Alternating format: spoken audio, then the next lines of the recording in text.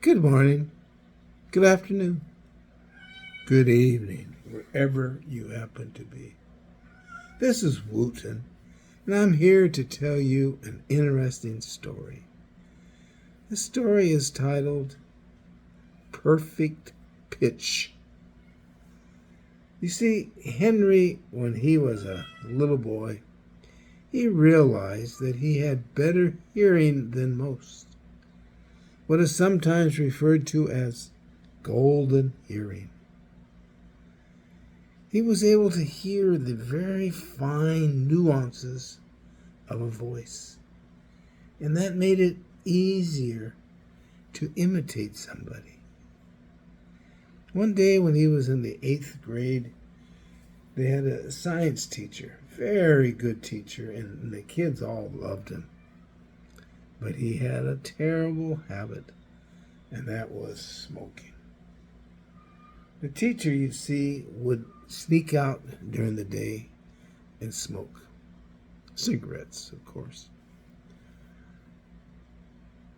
One day when the teacher was out smoking, and he'd tell the class, well, read this chapter or do this or that, and he'd sneak out for 10, 15 minutes and come back. The kids all knew what he was doing, and so did even, in fact, the school. And they were trying to catch him in the act of doing that.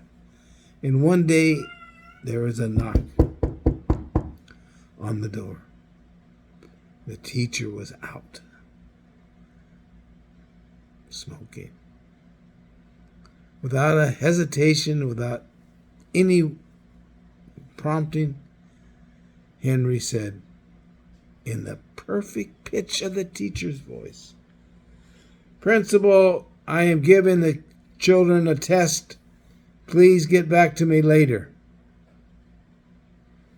Well, with that, the principal, "Oh, okay, Mr. Williams, I will do that. Thank you very much." And then he left. And the kids all looked at Henry. Wow, where'd that come from?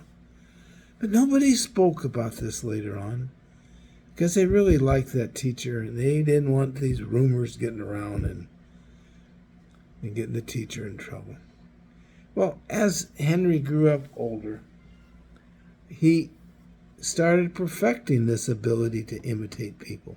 And he even one day gave a little show for like the neighborhood and charged them $1 to come. That was the first time in his life he made money from his ability to imitate people. Oh, he could imitate all the great movie stars, the current movie stars, the old politicians, the current politician. He could imitate anybody, but he had to study their voice for hours. He wouldn't do anybody unless he had the perfect pitch of their voice. And often that would require many, many, many hours and many, many sessions listening to their voice. One day one other thing Henry liked to do, more as a hobby because there wasn't much money in animal voices. He really loved doing animal voices, and he'd study them for hours. But commercially, he'd occasionally do some on the stage, but not that often. He did get some contracts to do voiceovers, and he would do some animals there, but it wasn't quite the same. But he studied them and stuff. One animal he couldn't quite seem to get the perfect pitch on was an antelope. Well, one day he received a contract from Africa, a very good contract.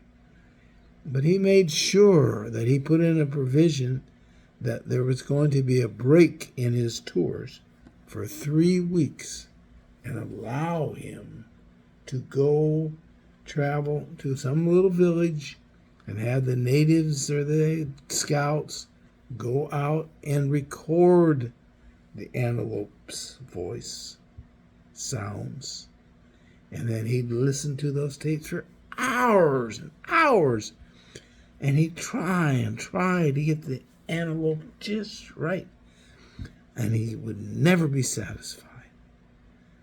One night, he was working on the antelope voice. He said, "Eureka! I found it! I got the pitch perfect!" And he went out that night making the sounds of the antelope. The scout said, No, Henry, don't go out at night. Very, very dangerous. Lions are all around here, and sometimes they roam in packs, and we can't help you. So Henry went out there, saying the antelope perfect pitch. Well, it wasn't too long that the people didn't hear. And the voice yelling and screaming, bloody murder.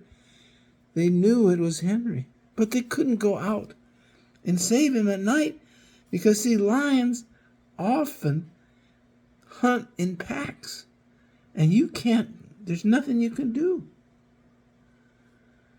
Well, the next morning they went out there, and sure enough, they found that Henry had been attacked by a lion.